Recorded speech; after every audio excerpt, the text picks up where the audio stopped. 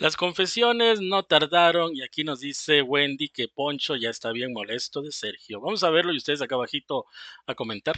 Señorita Mayer, y la verdad, pues Poncho ya está muy molesto de mí, está bien molesto.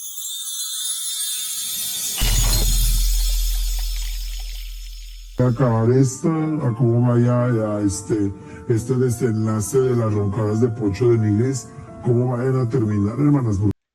Y es que aquí también empieza Wendy a decir de que el Poncho ronca demasiado. ¿Cómo va a terminar eso?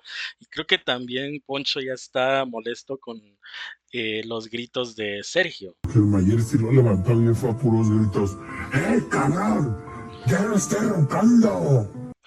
Esa parte no la hemos visto nosotros, o porque ya están durmiendo y nosotros nos ponemos a hacer otras cosas, pero aquí Wendy dice que Sergio siempre le grita a Poncho para que ya no ronque y Poncho ya se está cansando de que Sergio le grite. ¡Amarren al puerco! Y le grita así, al marrano. Oh, Sergio le dice amarren al marrano. Así grita Mayer, y la verdad, ¿Ustedes han escuchado eso? O yo, al menos yo me lo he perdido porque ya cuando están durmiendo ya no les pongo importancia, porque digo, por fin se fueron a dormir. pues Poncho ya está muy molesto de mí, está bien molestísimo.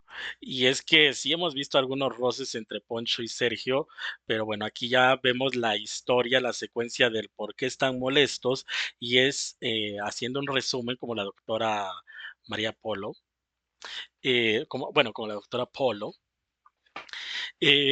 Sergio le grita a Poncho Marrano que amarren al marrano porque ronca demasiado y Poncho ya está molesto de que Sergio le grite así. Está muy molesto. ¿Qué es? ¿Qué es? Un de jabón para la... Y, bueno, ¿y qué opinan ustedes? Déjenlo saber acá abajito en los comentarios. Por ahora me despido y nos vemos en un próximo video. Recuerda seguirme en Instagram y en Facebook como Gusam22 Oficial. Hasta pronto.